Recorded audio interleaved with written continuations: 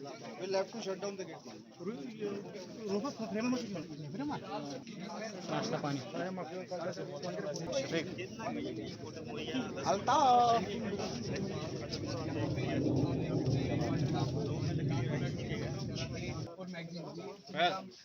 Encounter चला था जहाँ पे 4 मिलिटेंटों को न्यूट्रलाइज किया गया है।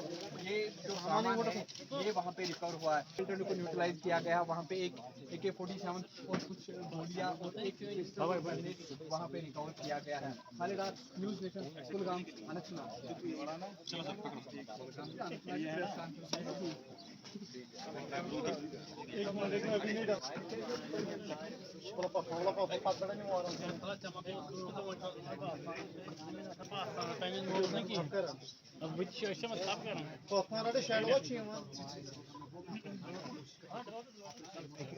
AK-47 के अलावा एक ग्रेनेड यहाँ पे रिकवर किया गया है उन आतंकियों से। तो पहली जहाँ पे जो है वो एनकाउंटर स्टार्ट हुआ वो मोडर गांव का इलाका है जो कि थाना कुलगाम में वाक़ा है। इस एनकाउंटर में 2 टेररिस्ट जो है जो हिजबुल मुजाहिदीन से ताल्लुक रखते थे उनको न्यूट्रलाइज किया गया। और दूसरा जो एनकाउंटर है जो चीनी गांव में है जो पुलिस स्टेशन यारीपुरा की हदूद में आता है वहाँ पे स्टार्ट हुआ जिसमें 4 दहशतगर्द जो है जो हिजबुल मुजाहिदीन से ताल्लुक रखते थे उनको जो है वो न्यूट्रलाइज किया गया।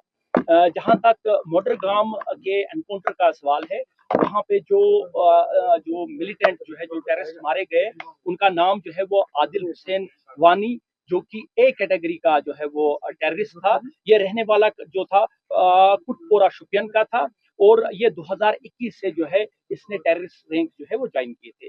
दूसरा इसका जो साथी था जो इस एनकाउंटर में मारा गया उसका नाम जो है जो फैसल बशीर है वो जो है वो वही शुपियन जो है कनीपुरा एक इलाका है वहाँ का रहने वाला था जो रिसेंटली जो पहले एक जो है OGW का काम करता था उसके बाद इसी साल जो है कुछ महीने पहले जो है वो उसने टेररिस्ट रैंक जो है वो ज्वाइन की और इन दोनों को जो है वो एक ज्वाइंट ऑपरेशन में 6 तारीख को जो स्टार्ट हुआ जो कंक्लूड जो है वो 7 तारीख को हुआ। ये दोनों टेररिस्ट मारे गए। जहाँ तक इनका जो है इन्वॉल्वमेंट है जो आदिल जो मैंने पहले आपको कहा कि एक कैटेगरी का जो है वो टेररिस्ट था। ये कुछ काफी जो है वो केस FIR में पुलिस स्टेशन में इन्वॉल्व था जिसमें पुलिस स्टेशन शुपियां और पुलिस स्टेशन इमाम साहब शामिल है। जहां तक दूसरे एनकाउंटर का सवाल है जो कि मैंने आपको बताया कि चीनी गांव फिसल का इलाका है यारीपोरा की हदूद में है पुलिस स्टेशन में वहां पे भी ये एनकाउंटर जो है ऑन स्पेसिफिक जो है वो इंफॉर्मेशन के बाद जो है वो स्टार्ट हुआ और यहाँ पे 4 जो है वो टेररिस्ट जो है मारे गए। इनमें जो जो नाम जो है जिसमें यावर बशीर डार जो है जो एक कैटेगरी का जो है वो टेररिस्ट था ये रहने वाला उसी इलाके का था। दूसरा जो है इसमें जो है वो जो मारे गए दूसरे तौहीद अहमद राथर और शकील अहमद वानी और जो है वो जाहिद अहमद डार जो है ये ऑपरेशन जो है वो कल कंक्लूड हुआ। तो ये जो है वो आपको जो है इस एनकाउंटर की इन दोनों में जो है वो FIR रजिस्टर हुआ है। पहले एनकाउंटर में जो है वो FIR 100 2024 पुलिस स्टेशन जो है वो कुलगाम में जो है रजिस्टर हुआ।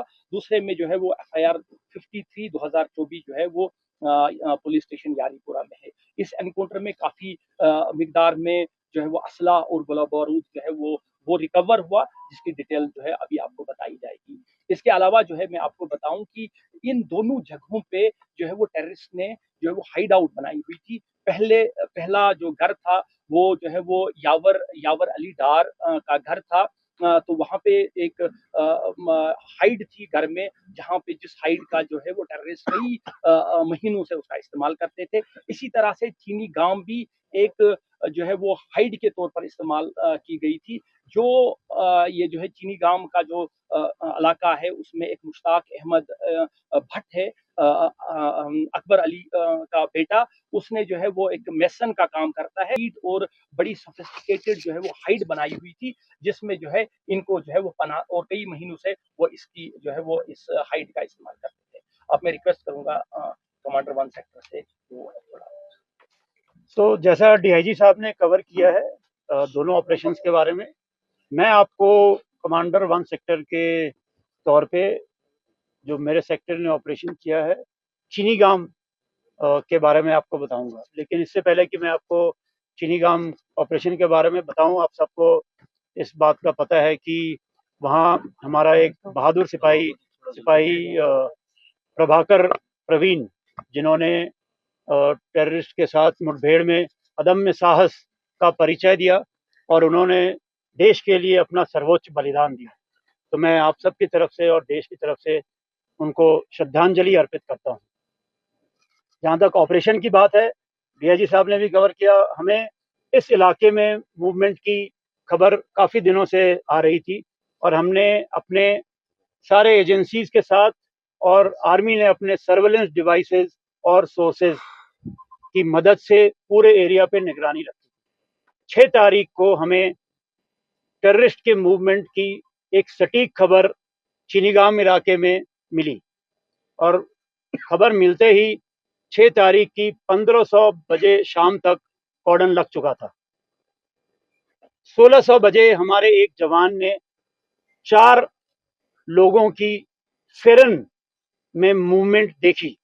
इतनी गर्मी के समय में फेरन में मूवमेंट सस्पिशियस था और ये लगते ही हमने उन लोगों को चैलेंज किया और चैलेंज करते ही उन्होंने भारी फायरिंग शुरू कर दी, जिनमें उन्होंने AK-47 और हैंड ग्रेनेड का इस्तेमाल किया। इस फायरिंग का हमारे पार्टीज ने बखूबी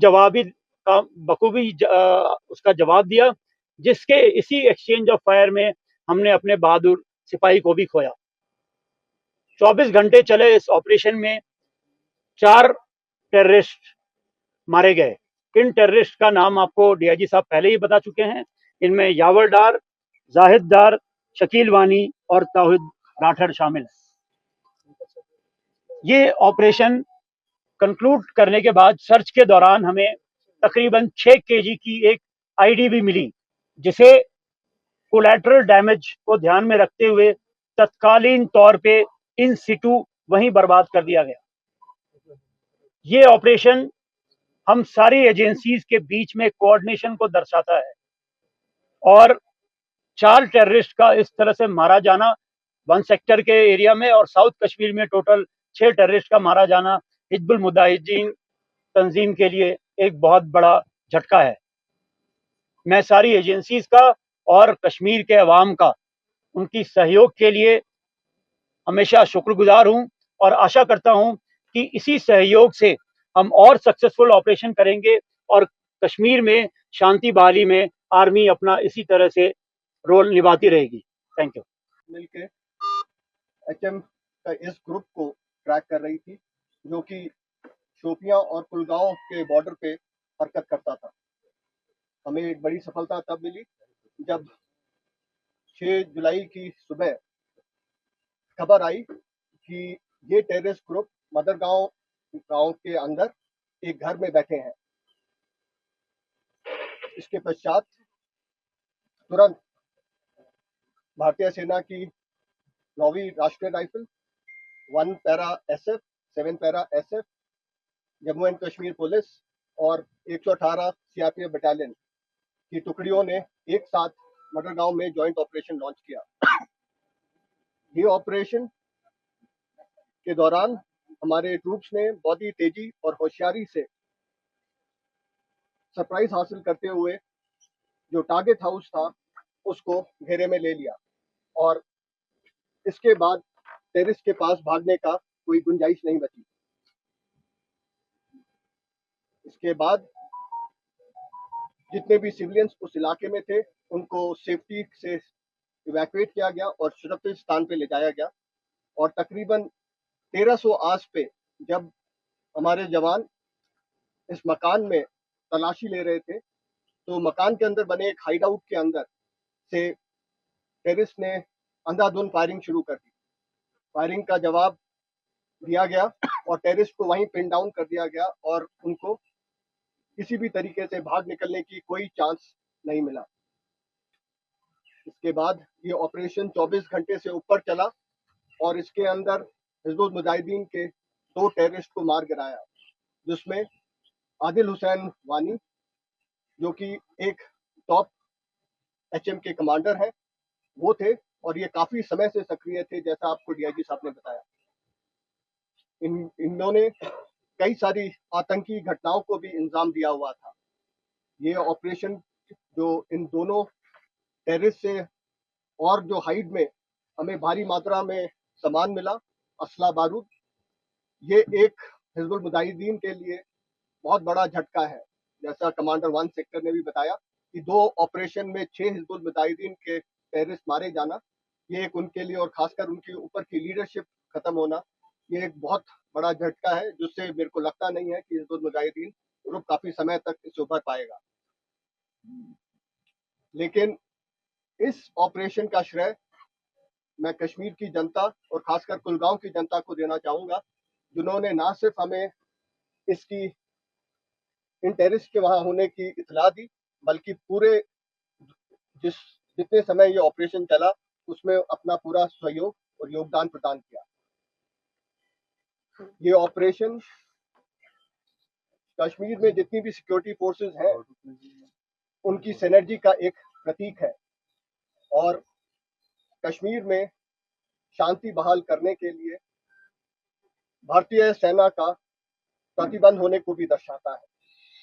मैं आश्वासन देता हूं कि भारतीय सेना अपने जम्मू एंड कश्मीर पुलिस के साथ में, आवाम के साथ में मिलके आगे भी इसी तरीके से टेररिज्म को जड़ से उखाड़ने के लिए कार्य करती रहेगी और इसी के लिए हम प्रतिबद्ध हैं।